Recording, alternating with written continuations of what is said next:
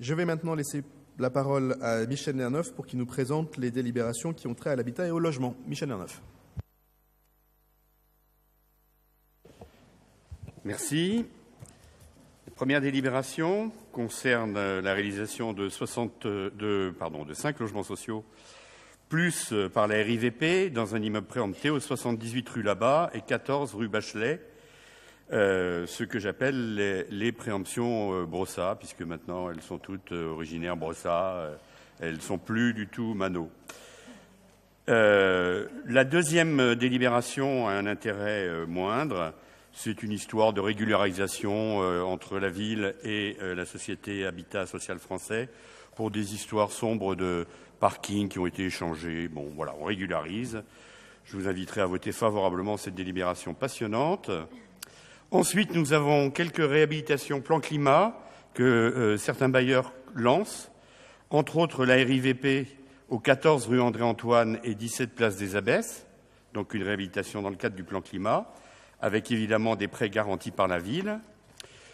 Une autre réalisation d'un programme de réhabilitation plan climat, c'est au 13 place Émile Goudot et 6 rue Garot, par la RIVP, et une autre par la RIVP aussi. Je l'ai fait dans le désordre, hein, ne vous en faites pas, mais je l'ai fait parce que je regroupe ce qui va ensemble.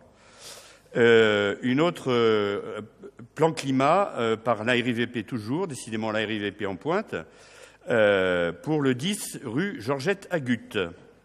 Et puis nous avons d'autres programmes de réalisation de logements sociaux, suite à des préemptions, le 61 rue Doudoville, toujours par la RIVP, et là nous aurions 24 logements, dont 7 PLAI, 7 PLS et 10+.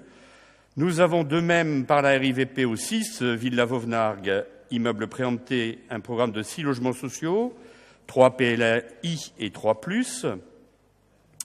L'autre réalisation par Paris Habitat, ce coup-ci, d'un programme d'acquisition-réhabilitation de 19 logements sociaux au 20 rue du Simplon, immeuble préempté. Et nous avons aussi la première délibération importante de financement de logements pour Chapelle Internationale, puisque c'est la réalisation par la RIVP d'un programme de logement étudiants et logement chercheurs, 128+ et 112 PLS, ce qui fait, si les comptes sont bons, 240 logements étudiants et jeunes chercheurs qui verront le jour le long du boulevard Ney, mais ce n'est pas la RIVP qui va construire parce que c'est complètement inséré dans un programme qui est mené par la SODEARIF. Donc la RIVP rachètera ça en VFA. J'en ai fini pour ce qui concerne le logement et l'habitat. Mais vous m'avez dit qu'il fallait que je fasse aussi la suite. Non, on va débattre sur le débat IA et puis on fera la délibération d'urbanisme ensuite. Sur l'habitat et le logement, est-ce qu'il y a des souhaits de prise de parole? Galabridier, est-ce qu'il y a d'autres élus? Non, Galabridier. Merci, Monsieur le maire. En ce jour d'ouverture de la COP 21, je voulais accueillir vraiment très favorablement, et je suis bien d'accord avec Michel Lerneuf, la RIVP est en pointe, notamment les 2 opérations de réhabilitation plan climat, puisque la RIVP a fait l'effort de calculer notamment la baisse de la facture énergétique prévue pour les habitants de ces immeubles, qui s'élève à plus de 150 € par an par ménage, ce qui n'est pas rien par les temps qui courent. Comme vous le savez, il y a plus de 54 000 ménages en précarité énergétique à Paris et toutes ces opérations vont dans le bon sens et pour le porte-monnaie des Parisiens et des Parisiennes, mais pas seulement, également pour le climat, puisque là encore, les gaz à effet de serre émis par le bâti sont responsables de 30% de l'ensemble des gaz à effet de serre de Paris et de sa région. Donc, au nom du groupe écologiste, je félicite l'ensemble de ces opérations et rappelle bien sûr, pour ceux qui en douteraient, que nous voterons l'ensemble de ces délibérations avec plaisir et de la création de près de 200 294 nouveaux logements sociaux dans l'arrondissement. C'est une très bonne nouvelle. Merci. Merci beaucoup. Monsieur Bournazel. Non, en un mot d'explication de nos positions. Vous savez que nous votons beaucoup de délibérations concernant le logement, notamment quand il s'agit de réhabiliter.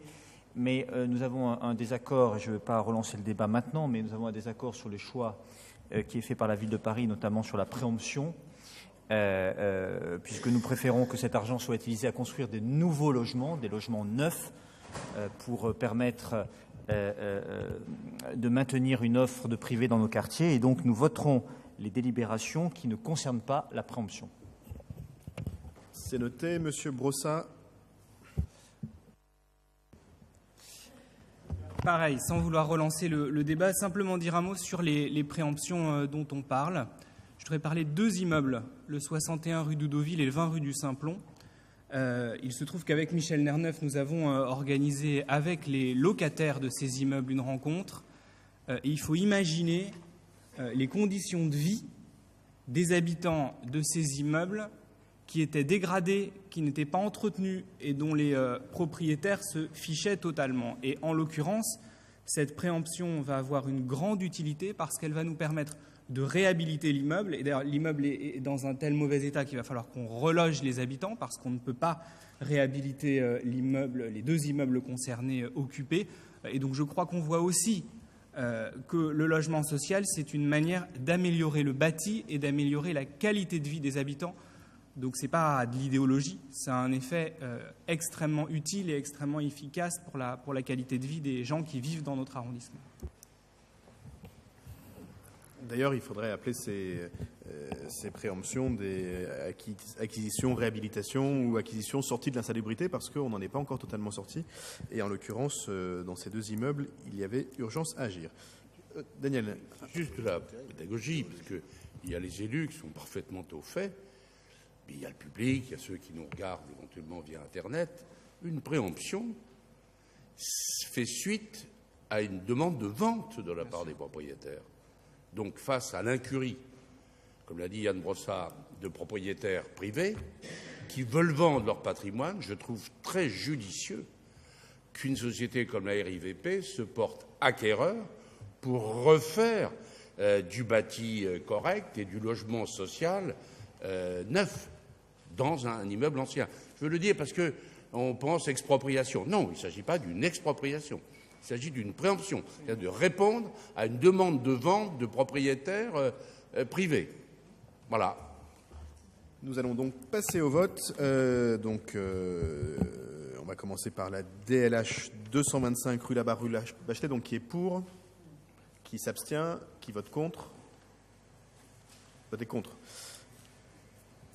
Elle est adoptée. On en vient à la DLH 255 sur la rue Marcadet et rue Ramet, qui est pour. Unanimité.